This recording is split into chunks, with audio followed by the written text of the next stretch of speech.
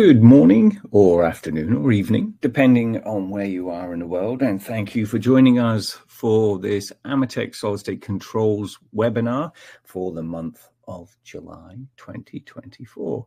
Thank you for joining us. As always, before we get into the guts of the presentation, I'd like to ask if you can hear my voice. So if you see on the right-hand side of the screen, there is a chat function, and if you can just type in there if you can hear me, that would be appreciated, because I don't want to be talking to myself for the next hour. So please do type in the chat bar if you can hear me. I'll just give everybody a moment to get situated and wait for somebody to say, okay, sounds great. Thank you, Timothy and Greg. Perfect.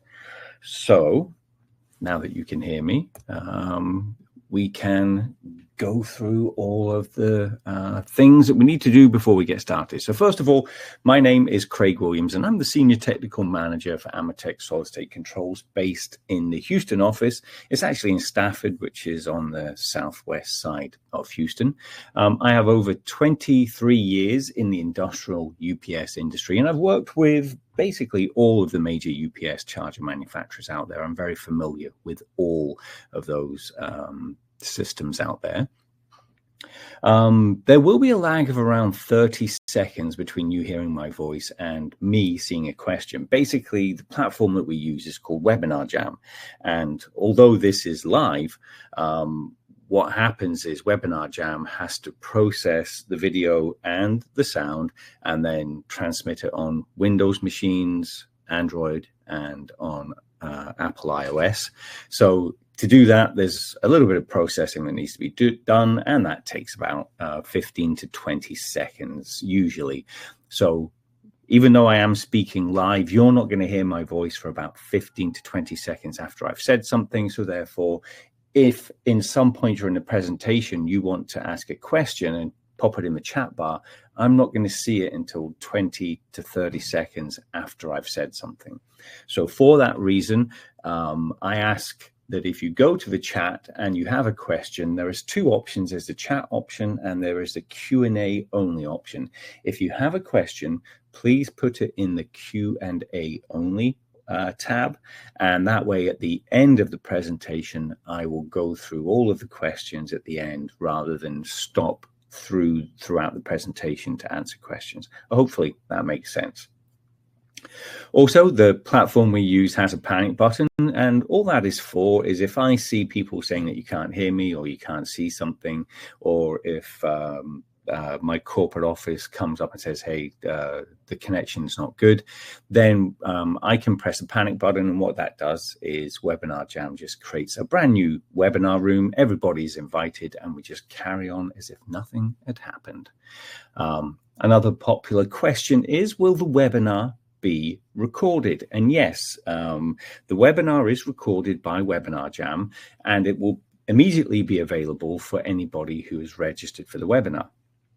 The problem with that webinar recording is Webinar Jam treats it as a brand new webinar. So if you press play, you can't pause, you can't rewind, you can't fast forward. It's like you're watching it live again for the second time. So what our fantastic marketing department do is they take that recording, they convert it to an MP4, and then they upload it to the AMETEK Solid-State Controls YouTube channel.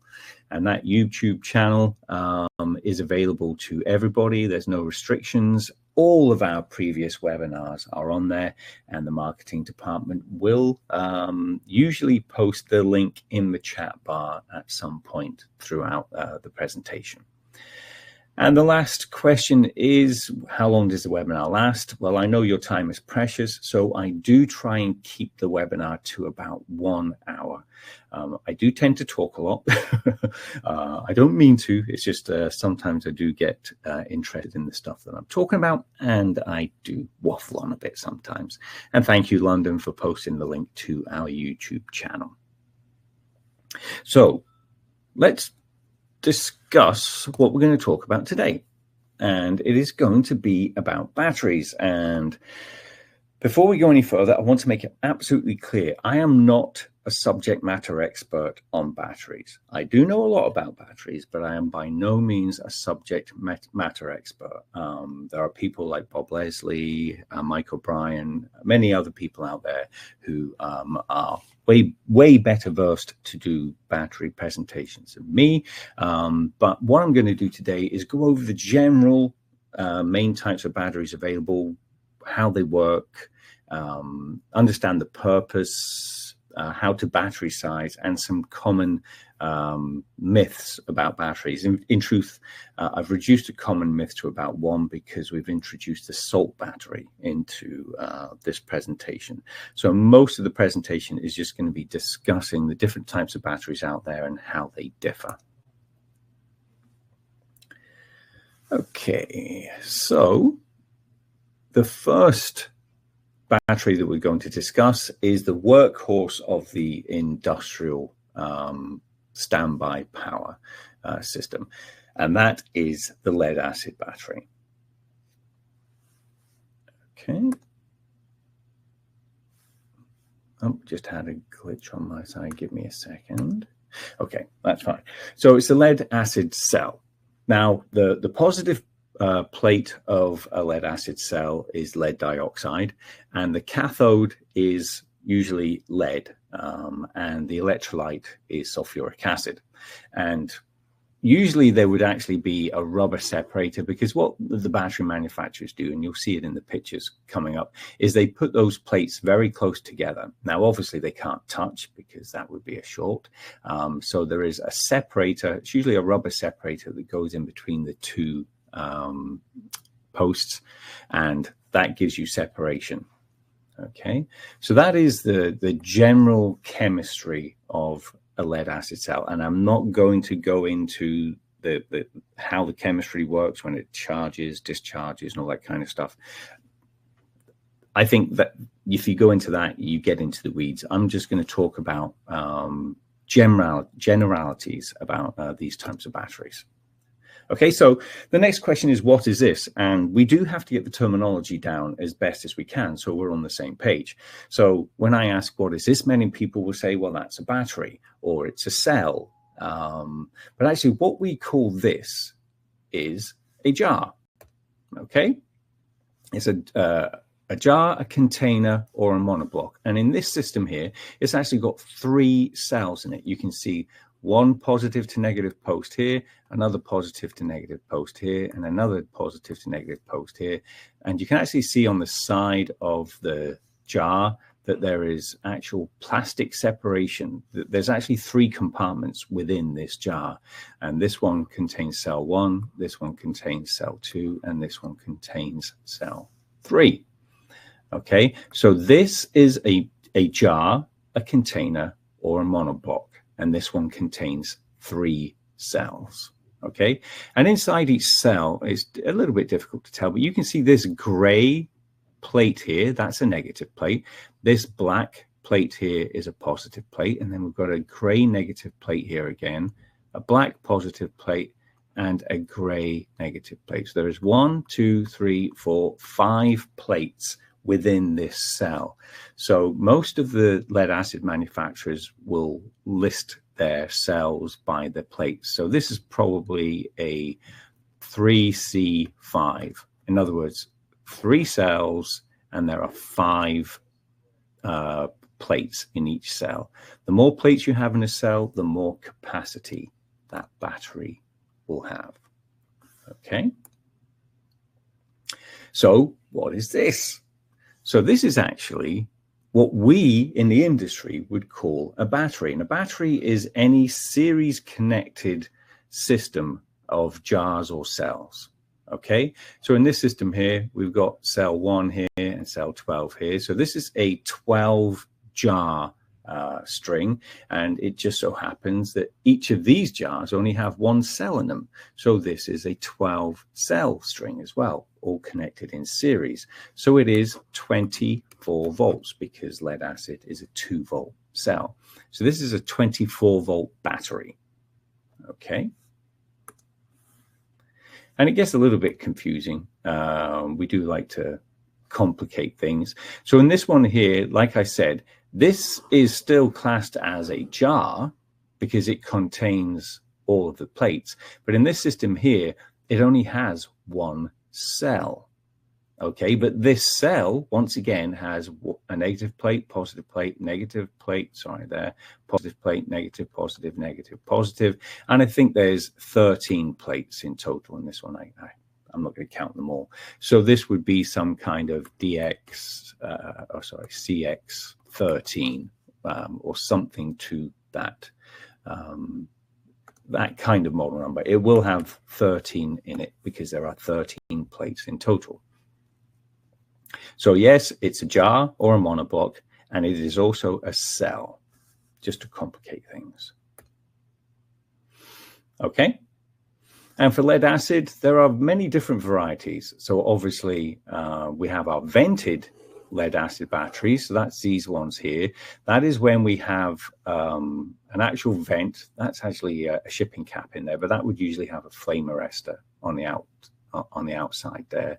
And these actually do vent hydrogen out into the atmosphere. The hydrogen, when you charge these batteries, hydrogen does escape out into the outside world. So you do have to have these batteries put in a room that has an exhaust fan and is rated to handle the amount of hydrogen that it's going to generate in normal operation.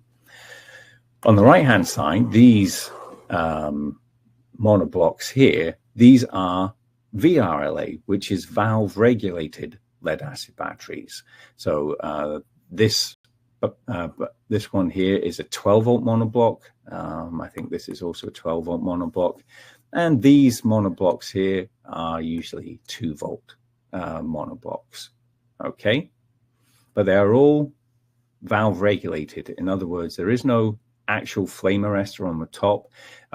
You can't see it very well, but there are valves at the top here, and they're plastic inserts, and they're designed, if this jar is overcharged, the pressure inside the battery will push these valves up and will allow some gas to escape.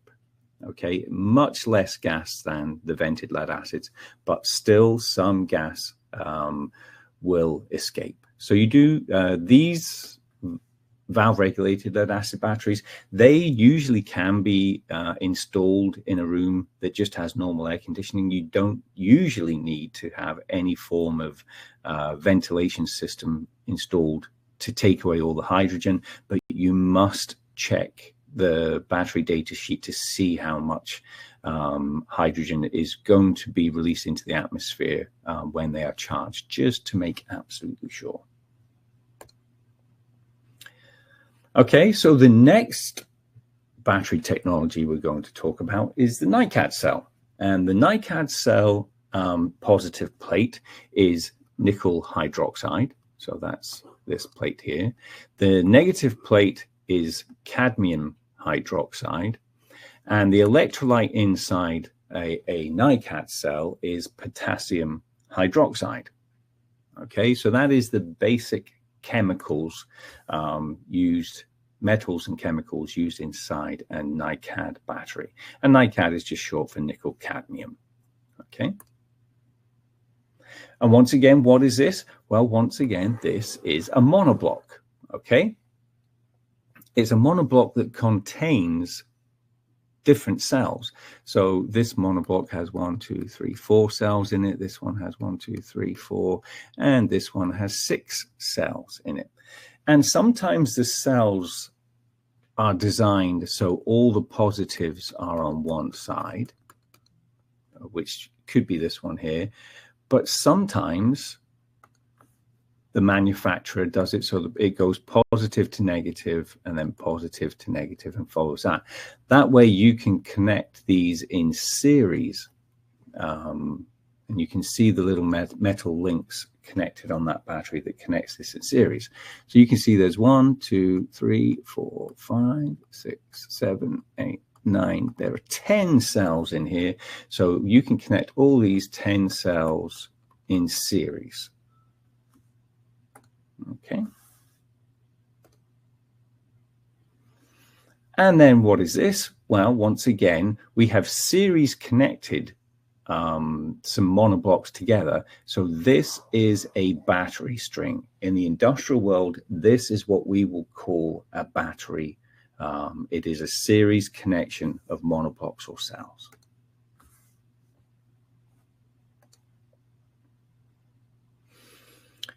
The next technology we're going to talk about is the lithium cell. Now, the lithium cell has a positive electrode, which is usually aluminum foil. The active material is lithium iron phosphate for this one. So this one is actually an LiFePO4, lithium iron, not lithium ion, lithium iron cell.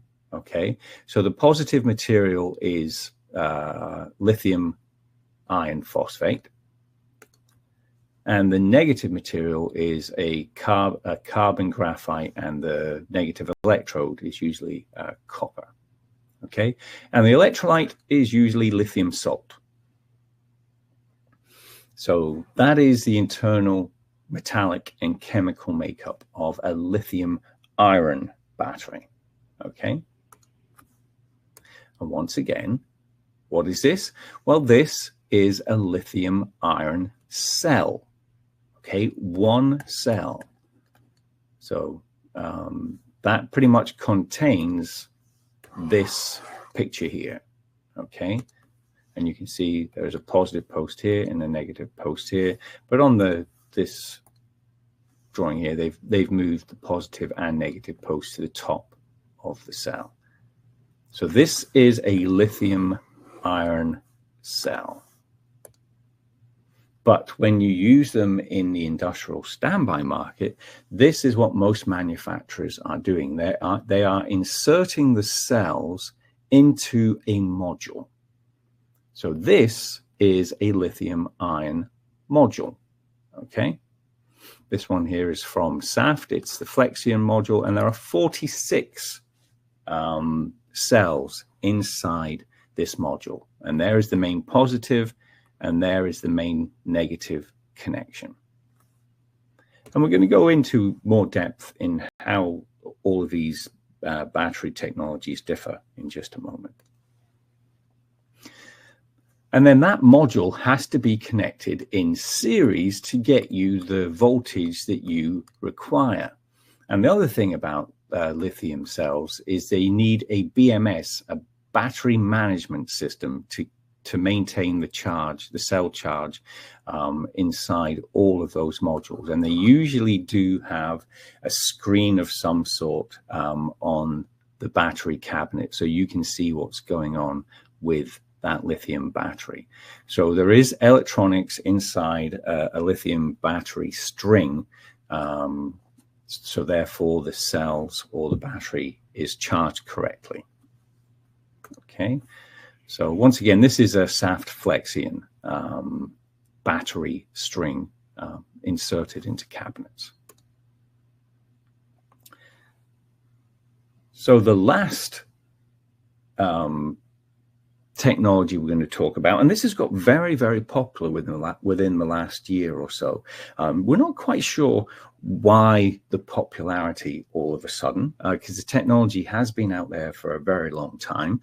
But this is a sodium metal chloride cell, or what many people are calling a salt battery.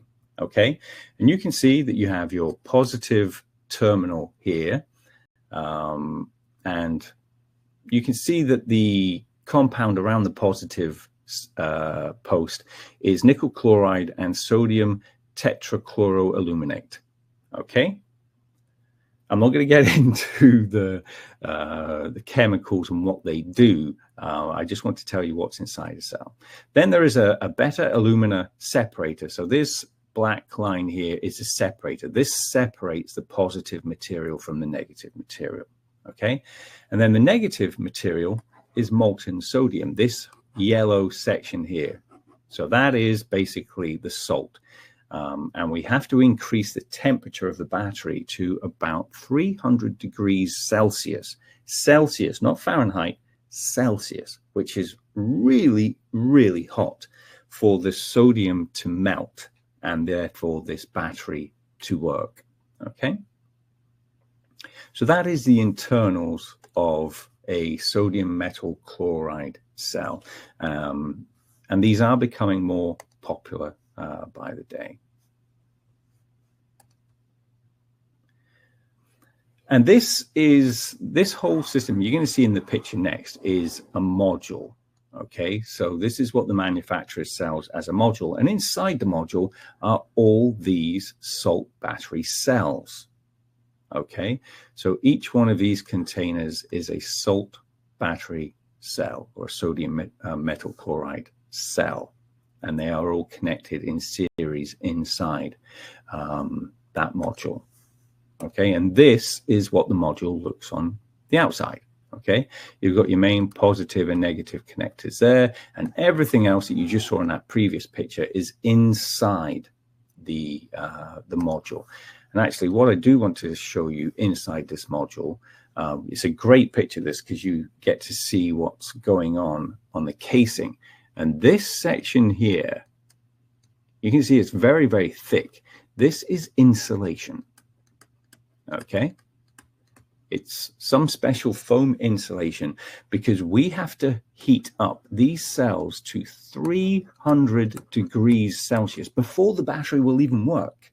Okay, and then once they get up to temperature, we need this insulation to reduce the amount of energy required to keep the battery at 300 degrees Celsius. So that is why there is so much insulation around these batteries, is to try and maintain this high temperature to allow the battery to work. And then these modules are usually inserted into a cabinet and connected in series or parallel or whatever is required. Okay.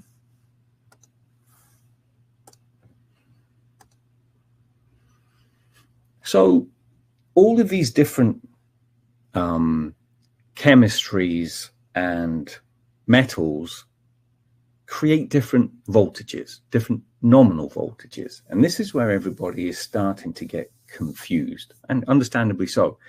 So the cells are usually listed at a nominal voltage. And for a lead acid cell, it should be well known by now that the nominal voltage of a lead acid cell is 2 volts per cell. So if you have a monoblock that has 6 cells in it, that is going to be a 12-volt jar or a 12-volt monoblock. And for a NiCad battery, the nominal voltage is usually classed as 1.2 volts per cell. That's the industry standard. Okay, so if you had, in that previous example for the NiCad, we had a 10-cell series monoblock, that would be a 12-volt NiCad jar. Okay, with lithium it gets kind of complicated. Okay, it's approximately 3.6 volts per cell for lithium iron, but other plate technologies change what the nominal voltage is. So I've seen anywhere between 3.2 to 3.6 volts per cell. The data sheet must be checked to make sure you know what the nominal voltage of the lithium cell is. And for sodium metal chloride, or the salt battery, a salt battery cell is 2.58 volts per cell nominal at 300 degrees Celsius. And remember, that is extremely important, because if that temperature drops down, I can't remember what the actual value is, but if it goes back to room temperature at 77 degrees Fahrenheit, that battery is useless. There is no voltage across the cells. The salt inside, the molten salt, hardens, and therefore no chemical reaction can take place, and there is no voltage across the cells, as far as I've been told. Remember, I'm not an expert, I'm just a generalist. Okay, so in the industrial UPS and switchgear world, the world that we live in, the majority of batteries contain 60 cells of lead acids. Now, in data centers, yes, I do know they're usually 480 volts or something like that.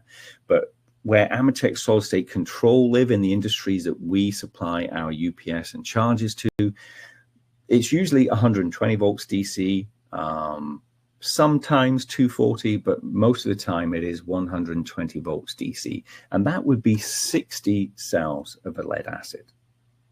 Okay, 60 times 2 is 120 volts. Now, to get that 120 volt rough nominal voltage for NiCads, we usually have 96 cells. Now, this is up to the design engineer to choose. I've seen some people go down to 92 cells, but 96 cells for a nominal voltage of what we mentioned previously, which was 1.2 volts per cell, gives you 115.2 volts nominal. Now, remember, when I say nominal, this is not the charge voltage. We'll go into that on the next slide, I think. This is just the nominal voltage. For lithium ion and sodium metal chloride, these are usually modular, and it is completely dependent on the manufacturer of that system, what the module will contain. And all the manufacturers out there have not standardized to one type of module, so you must check with the manufacturer to know what the nominal voltage of that module is.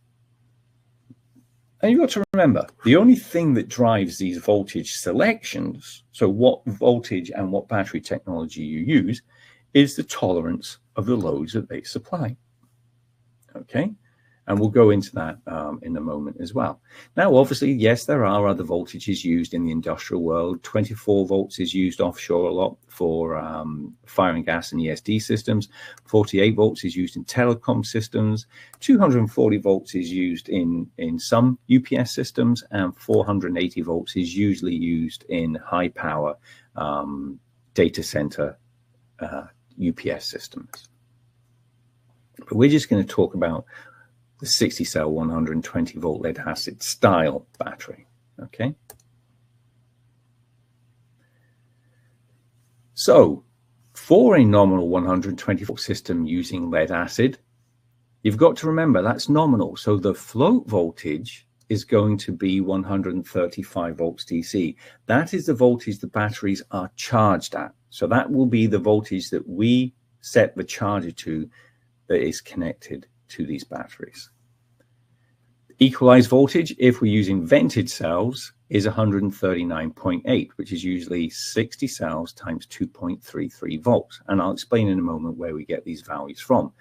Now, most valve regulated lead acid batteries, there will be a stipulation in the data sheet that says don't equalize these cells, or only do it for a very short period of time. You must check the data sheet to make sure you know whether those batteries can be equalized or not.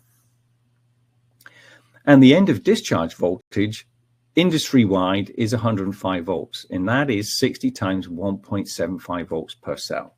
That is just an industry standard. These cells actually can go down to 1.6 volts per cell if you needed them to.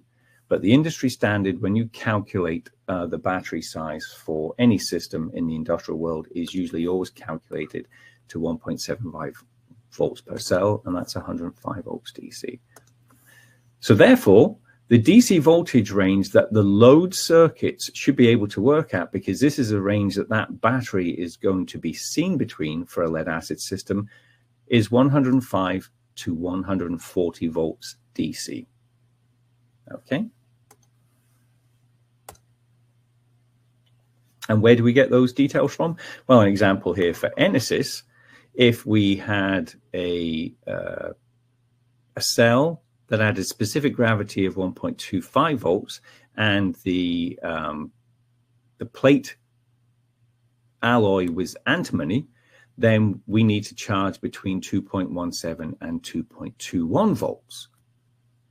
But if it's a lead calcium plate, then we need to charge between 2.21 and 2.3 volts per cell. Okay, and for a 1.215 specific gravity electrolyte, if it's an antimony alloy, then it's going to be 2.15 to 2.2 float volts. And if it's a calcium technology, it's going to be 2.17 to 2.26. So you can see there is a huge variation even in this manufacturer's type of lead acid cell, depending on the specific gravity of the electrolyte and the metallic makeup of the alloy in the plates. So that is where the float voltages are derived from. For C and D, it's the same. The recommended float voltage for this cell here is saying that it's 2.2 to 2.5 volts per cell if it is a calcium technology, and 2.15 to 2.28 volts per cell if it's an antimony cell. Okay.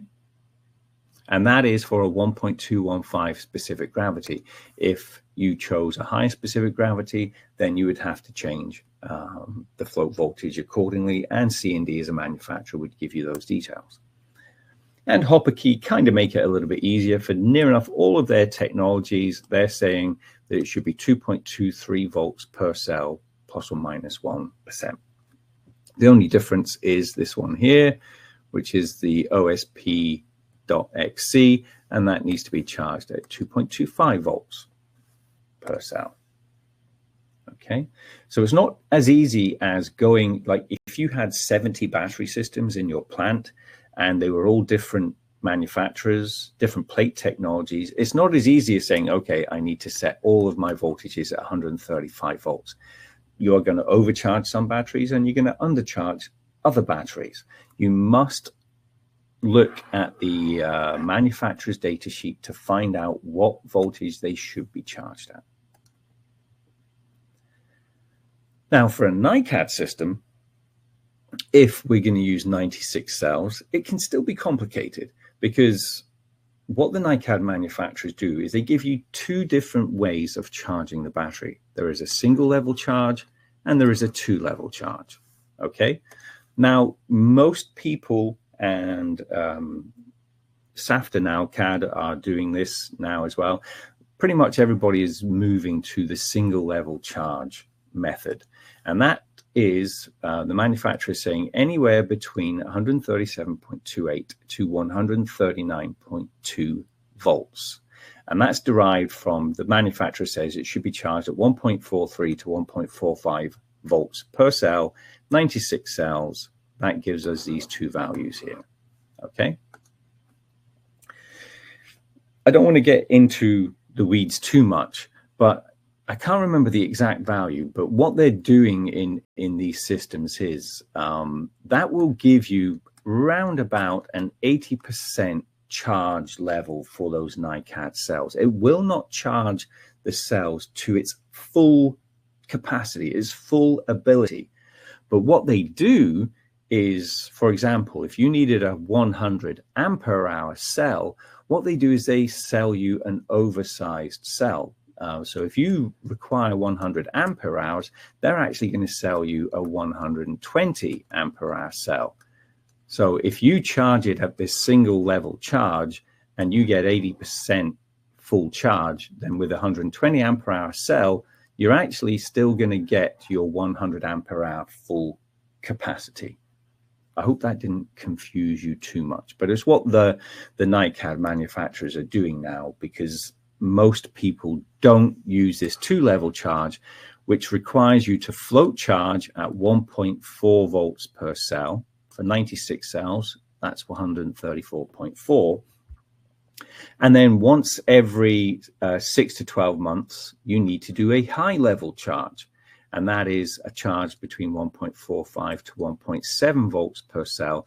And you have to follow the manufacturer's requirements for that high-level charge. The time that's required, the monitoring that needs to be done while that high-level charge is on, and when to end that high-level charge.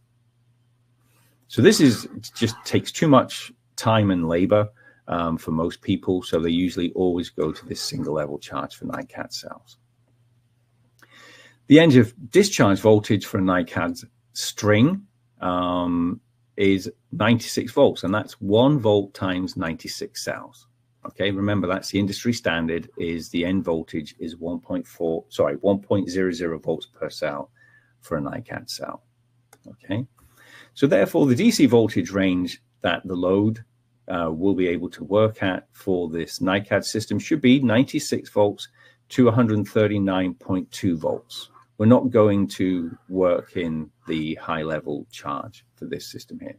If you're charging it at the single level charge, which most people are, the load circuits have to tolerate 96 volts on the low side and 139.2 on the high side. And this is a data sheet from a SAFT battery. And for these technologies here, it's saying if you're charging with a single level charge, the minimum that you should charge it at is 1.43 and the maximum is 1.5. And then here are the two level charges. They say it's suggesting that you float at 1.4 and then the two level charge should be anywhere between 1.45 to 1.7. So I'm not just making these numbers up. These are from the manufacturer's data sheet. Now, once again, with the newer technologies, with lithium ion, which is the LiFePO4, for the SAFT Flexion system, 120 volt nominal modular system has a 7-cell module and 5 modules in total. Okay. So remember, this is specifically for the SAFT Flexion. And the single level charge for a SAFT Flexion lithium ion battery is 140 volts DC, which is 4 volts times 35 cells. Okay. The end of discharge, the standard for lithium ion batteries is they're saying the end of discharge is 3 volts per cell. So it worked out we have 35 cells in this string. So it's 35 times 3, which just so happens to be the same as a lead acid, 105 volts DC. So therefore, the DC range that the load should be able to work at with lithium ion is 105 to 140, which is pretty much identical to a lead acid battery. So these systems are relatively interchangeable. If you have an older charger or UPS connected to a lead acid battery and you want to replace that lead acid battery with a lithium ion battery, then you do have to check with the manufacturer, but it should be a case of you should be able to plug and play it and maybe just do a little bit of tweaking on the voltages with respect to the manufacturer's data sheet. And then with the salt battery, I'm going to take a drink one moment. So with the sodium metal chloride system, the only systems that we're familiar with at AMETEK Solidstate Controls is the FZ Sonic battery. I think they are the only major manufacturer in the world that's dealing with standby power sodium metal chloride or salt batteries. And their system uses 50 cells. I'm pretty sure I got that from the data sheet. The single level charge is anywhere between 135.1 to 160 volts. And I'll explain this in a moment. But basically, what the sodium metal chloride battery has, it has a built-in DC to DC converter inside each battery module. And what that does is it takes whatever your charger is outputting, it could be anywhere between 135 volts to 160 volts, and it uses its battery management system, its BMS, and the DC to DC converter to take that voltage from your charger and convert it to exactly the charge voltage that the salt battery requires. Okay. And they're saying that the end of discharge voltage is 100 volts DC.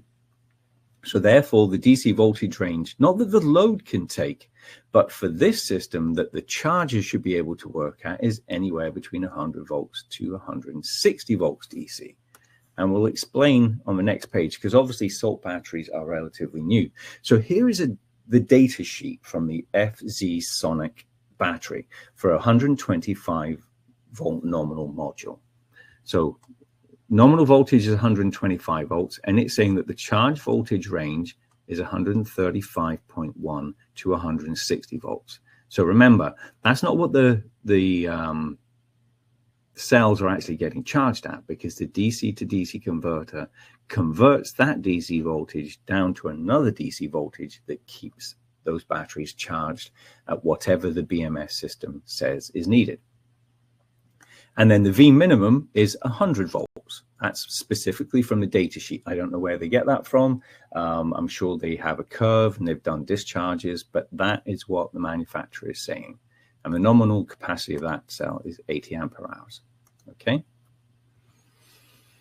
And just if out of interest, if anybody's asking, the salt batteries are supposed to have a 20-year life.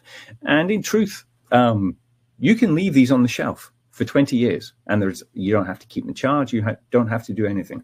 When the salt stops being molten and goes solid again, it's just a big lump of different chemicals that cannot create energy. So it's just sitting there doing absolutely nothing, and it can actually sit on the shelf for 20 years with no degradation. Degradation. I can't speak this morning. Degradation. Okay, so that is specifically from their data sheet. And what's interesting, I want to stay on the salt batteries for a little bit longer, is the way that they do their capacity tables, which is a little bit different from all of the other technologies that I've seen before. Okay, so we have this end voltage range here. Okay, and then we have this column that says termination by the BMS. Now, remember, BMS stands for Battery Monitoring System. Okay, so basically what they're saying is if you do a 1 hour discharge, and remember, this is an 80 ampere hour capacity salt battery. Okay, they're saying that the V fin is the final voltage of the cell when the BMS will terminate the discharge. So the V fin for a 1 hour test is 90 minutes. No, sorry, 90 volts. What am I talking about? 90 volts. That is when the BMS says, okay, I'm going to shut myself off and I am not going to discharge any longer. And that's the same for a 2 hour discharge as well. And what you'll notice is this doesn't stay the same. When you go to 10 hours, okay, the end voltage that the BMS will shut off at is 112.5 volts. Okay? So it's very different to how all the other battery technologies work, because they usually always have one specific end voltage. And what the manufacturer has done is, it's said, okay, this range is confusing for a lot of people, especially when they're used to looking at lead acid discharge tables. So what they've done is they've said, okay, we understand that's complicated, but let's use this industry standard 105 volts. Remember, for lead acid, that's 60 cells times 1.75 volts. So this manufacturer knows that you're going to try and insert this new salt battery module into what used to be a lead acid battery, sorry. So they're saying, okay, the end voltage is going to be 105 volts, but then what you've got to understand is the capacity that you'll get out of the system then changes. So rather than getting 61.8 ampere hours out of the battery, if you only go down to 105 volts per cell, you're only going to get 52.8 ampere hours out of that battery. Now, as you do the tests for longer, especially for the 20-hour test, you're going to see here that it's always going to be 68.1 because the end voltage for the BMS is actually above that 105 volts. So it's always going to shut off at that 114 volt level. So the discharge end voltage is always going to be 68.1 for the 20-hour discharge. So it is very complicated to work out the discharge for a salt battery.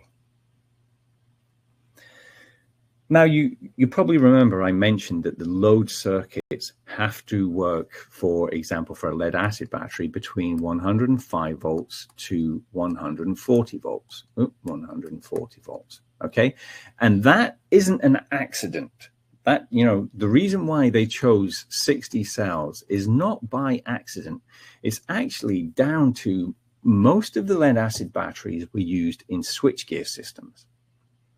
And most switchgear manufacturers always on their data sheets show you what the control voltage range is to close the breaker and what the control voltage required is to trip the breaker. Okay, so for this GMSG circuit breaker, I think it's from GE, this one. Basically, at the 125 volt level, it's saying that it can operate between 100 to 140 volts per cell. Voltage overall, should I say. Okay, and to trip, it will actually trip even lower at 70. So if we make sure that the battery is always above 105, this switchgear system is going to work absolutely perfectly because that is within the range of its technical data sheet. And it's the same for one of AMETEK solid-state controls UPS. We have taken that same methodology, and we said that the DC input for our UPS needs to be between 105 and 140 volts, which just so happens to be the tolerance of a 60 cell lead acid battery. Okay. So that is why these voltages are chosen. It's not because you want to charge the batteries at a certain voltage. It's because whatever the battery is connected to, whatever the load is, and for example, in a UPS, the load is the inverter, it has to be able to operate between certain parameters. And that is why the 60 cells are chosen. So why do we use batteries anyway? Well, a lot of people overcomplicate why we have batteries. And the only reason we have batteries is to store energy. Okay, just in case the AC input fails. That's all the battery is there for. Okay, in normal operation, very little current will flow into this battery to keep it charged. For just a DC system, some current will go to the DC panel and will go out to the loads from the charger, and then only a tiny amount of current will go to the batteries to keep them charged. The analogy is just like a laptop battery in your laptop. Basically, the battery isn't doing anything, it's just remaining charged. And then when you unplug your laptop, the battery will continue to power the screen and everything inside the laptop. And the same with the UPS system. The battery is only there to store power. It's not doing anything fancy. It's just taking power from the battery, from the charger, sorry. Once again, a very small amount of current will flow into the battery to keep it charged. And then the rest of the current from the charger or rectifier will go into the inverter to maintain the load circuits. The battery is only there to store power just in case we lose AC input.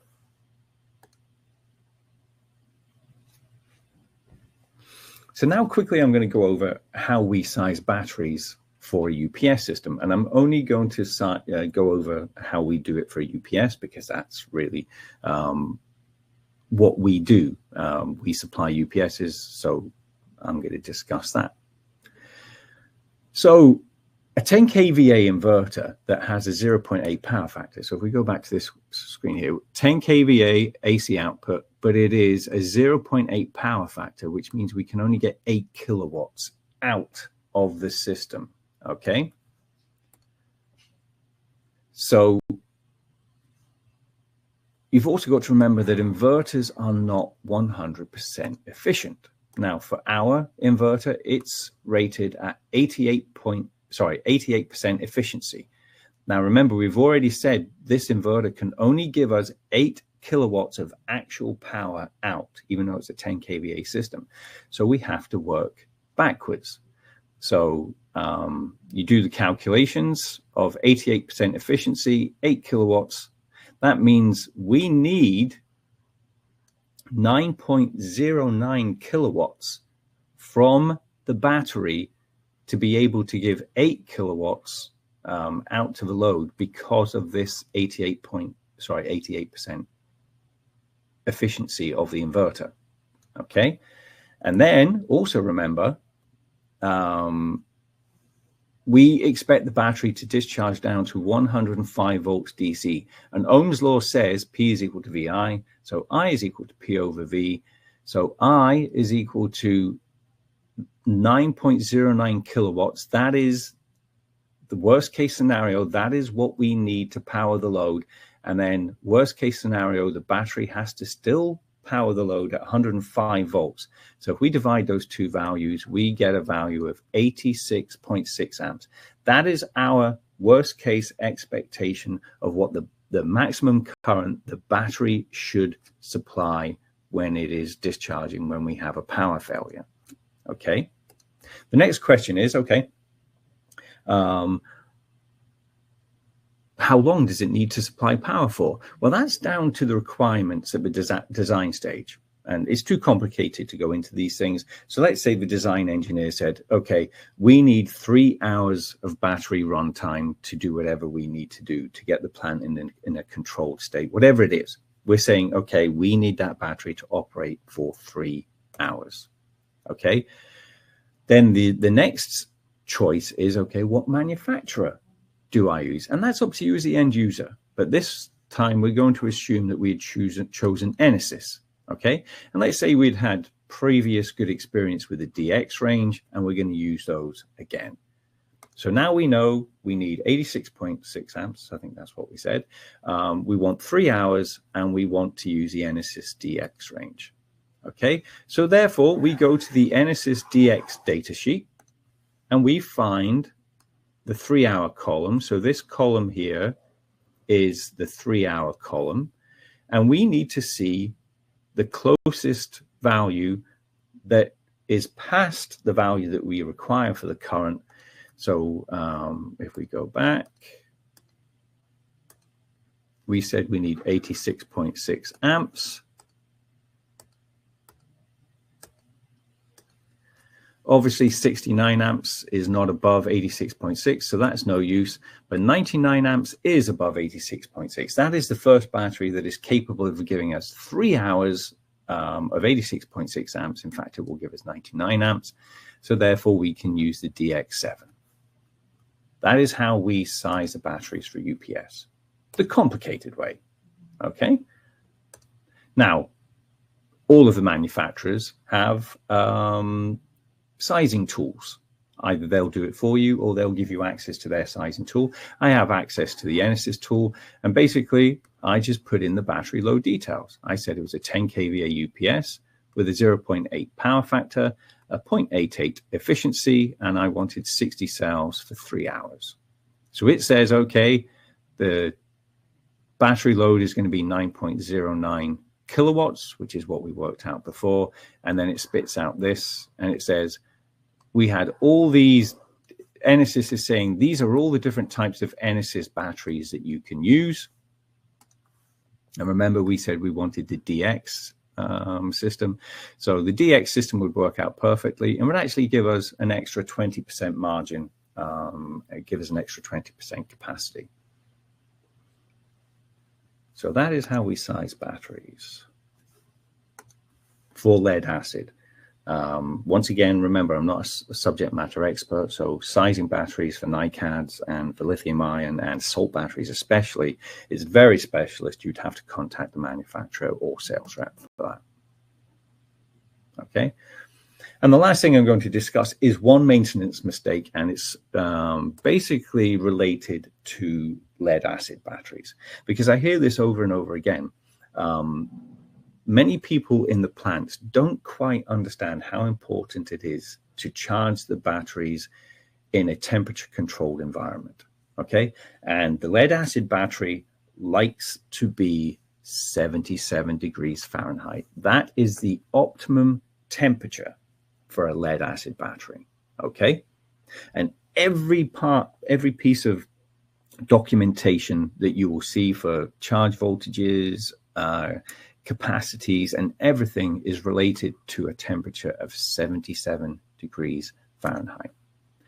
So you've got to understand that during prolonged periods of being undercharged, usually it has to be months, if not years, the normally occurring lead sulfate in a lead acid battery converts to a stable crystalline, and it deposits on the negative plates, and that leads to the development of large crystals on those plates. And you've got to remember, the surface area of the plates of active material is very, very important.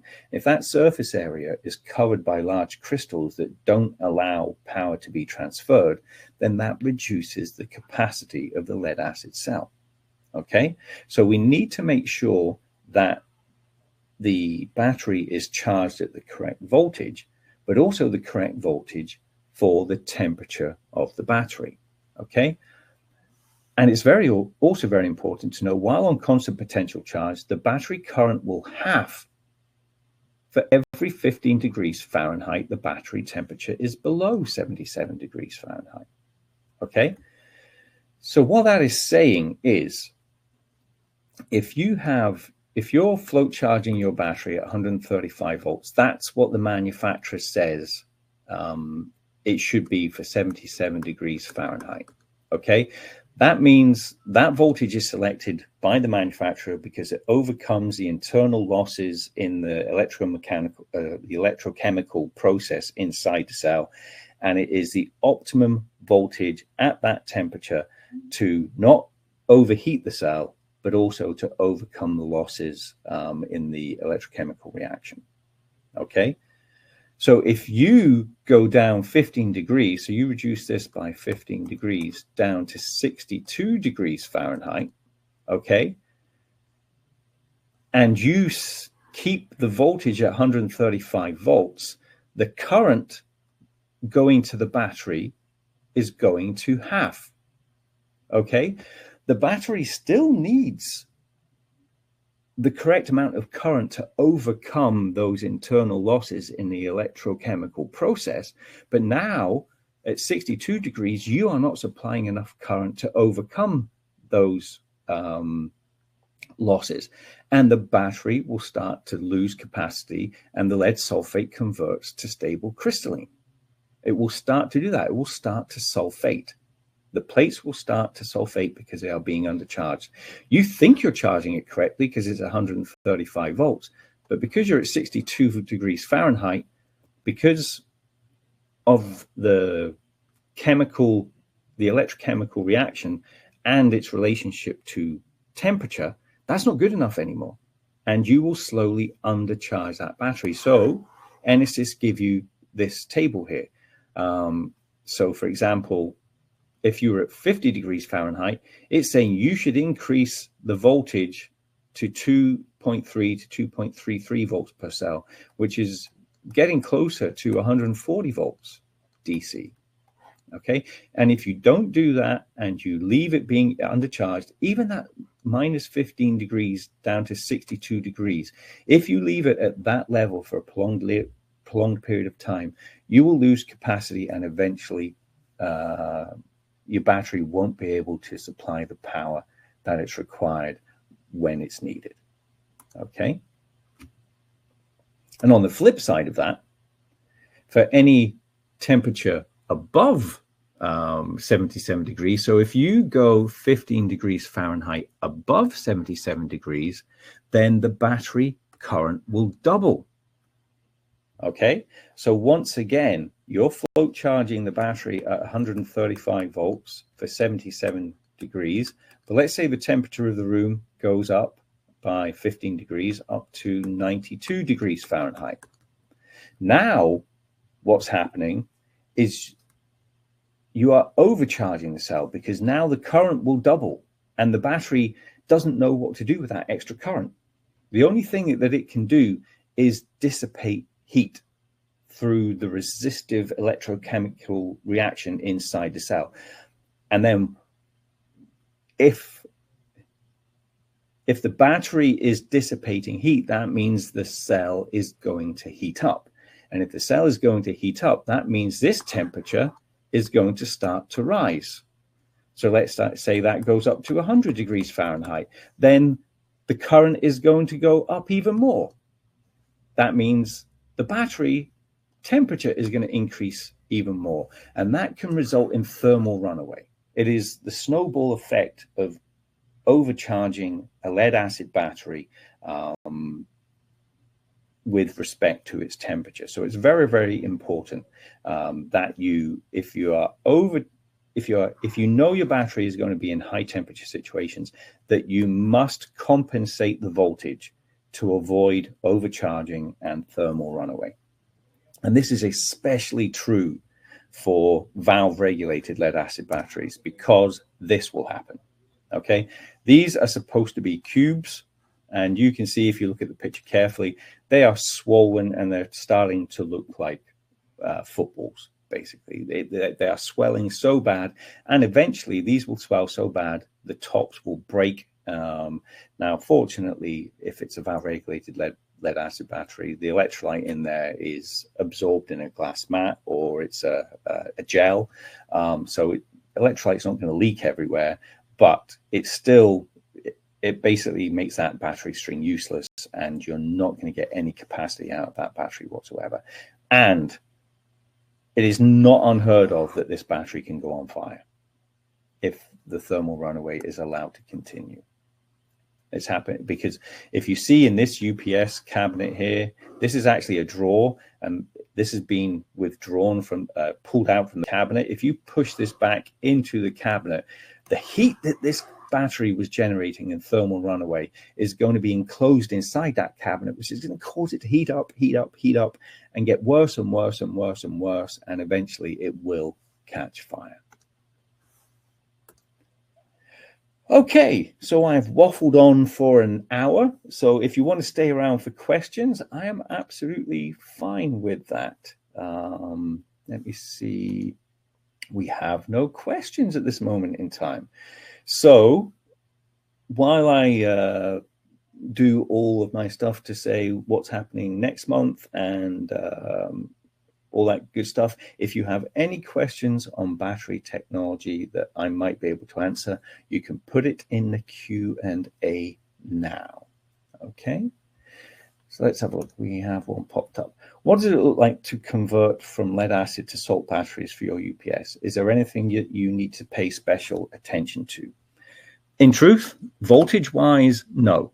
The salt battery manufacturer they've figured out that near enough all of the standby UPSs in the industrial market use a 60-cell lead acid battery. So the DC to DC converter that they use in their salt battery BMS system is designed to accept the voltage from any type of UPS, basically.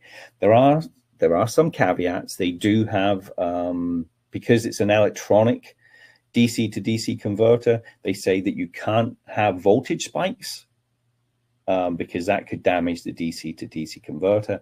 And they also have some stipulations about ripple current as well. But in truth, in general, you should be able to take a lead acid battery out, replace it with a salt battery with the correct capacity with respect to what the battery manufacturer says, but you should be able to swap it out like for like. And also do remember, you know, a lot of people are going to these salt batteries because they're pretty much maintenance free. We've heard that before with valve regulated lead acid batteries, but at this moment in time, they're saying that you don't have to do any maintenance on these salt batteries. You just install them and they should run for 20 years. Now, remember, I'm not a salesman. I don't know if that's true. That's what the manufacturers are saying. But where was I going with that? Oh, yeah, because it's a salt battery. When you install that battery, you cannot put it online straight away. There is, inside that insulation, there is a heater, okay? And when you first put that battery online, you need to wait basically 12 to 18 hours for that heater to heat up before it actually becomes a salt battery and you are allowed to charge it, okay? So you have to wait 12 to 18 hours to allow it to get to its optimum temperature, which is 300 degrees Celsius.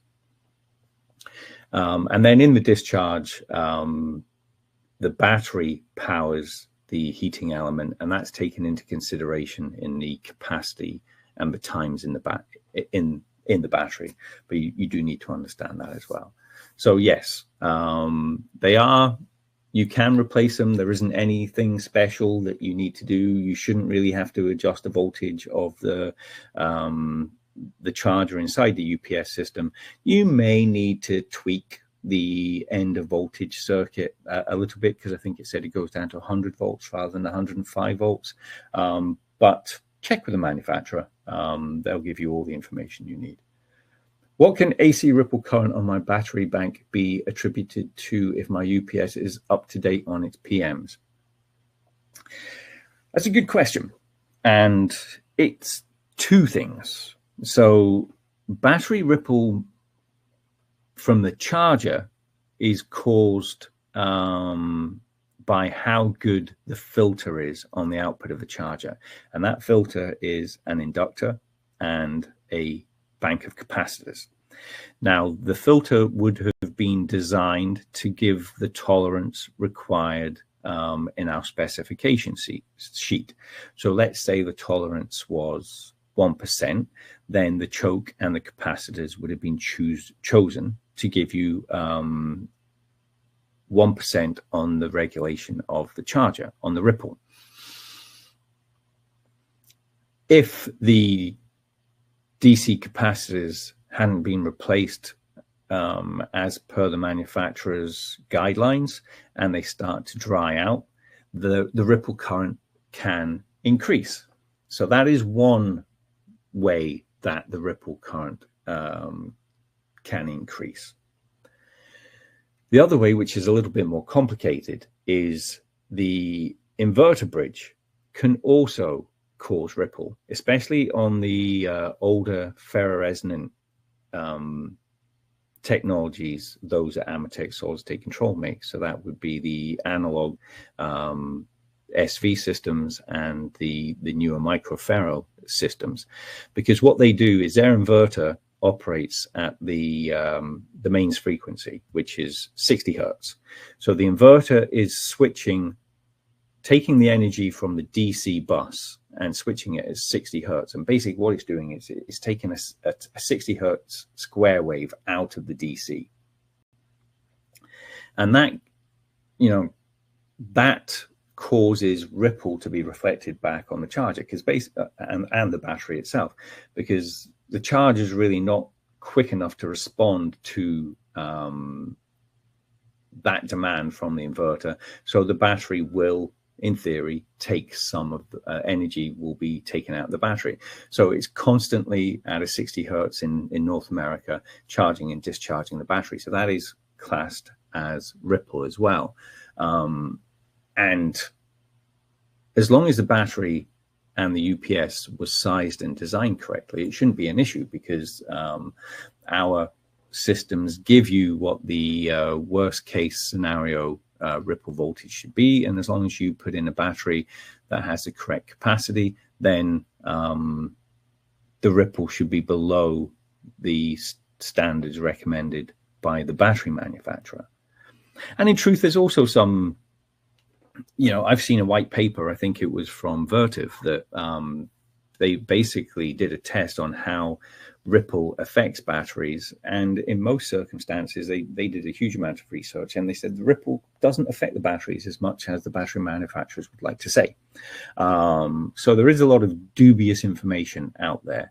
But to answer your question, Eduardo, it can be the capacitors failing in the charger or the design of the inverter. In truth, there are some capacitors on the input to the inverter, but they're really not going to affect too much the ripple that's reflected back. The ripple reflected back from the inverter is just basically based on the switching of the transistors in that inverter bridge, and you can't really change that, except for you can add an inductor onto the battery leg, and that can reduce the ripple if necessary. But with a modern PWM inverter, the reflected ripple is minimal, if not zero. So if you have a PWM inverter, it shouldn't be a problem. Okay, question from Eric. Specific gravity question. Why do different lead acid batteries have different specific gravities? Okay, very good question.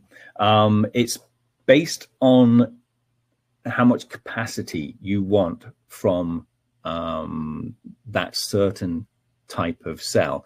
So basically, if we went back to the Enesys datasheet and you bought, for example, a 3CX5, and let's say at 1.215 specific gravity, the ampere hour was 100 ampere hours.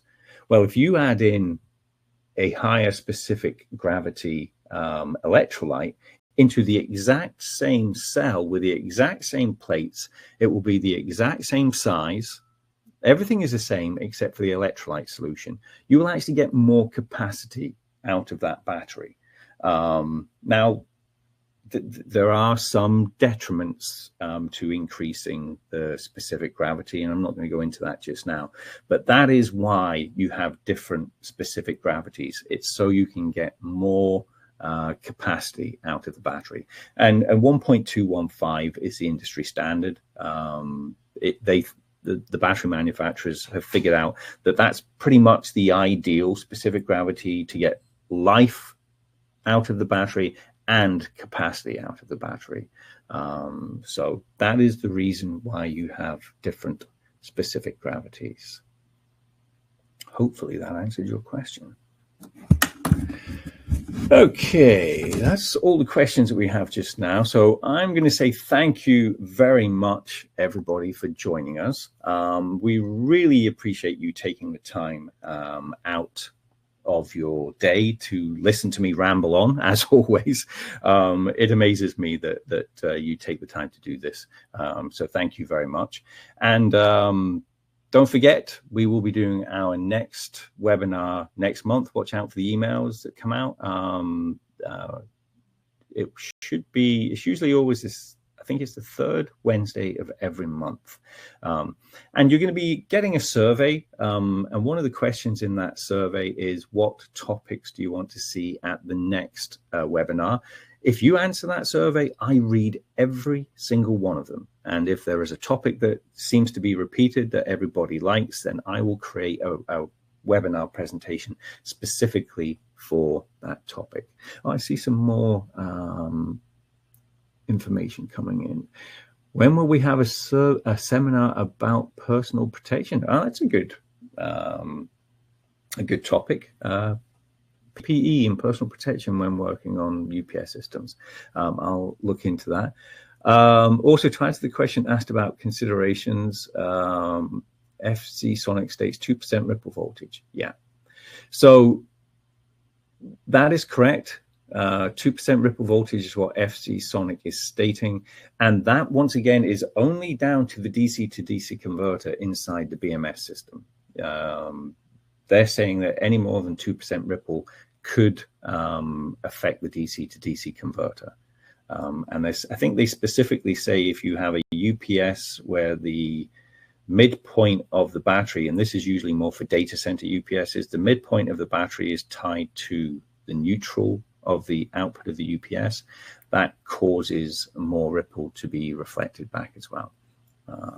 So that is good.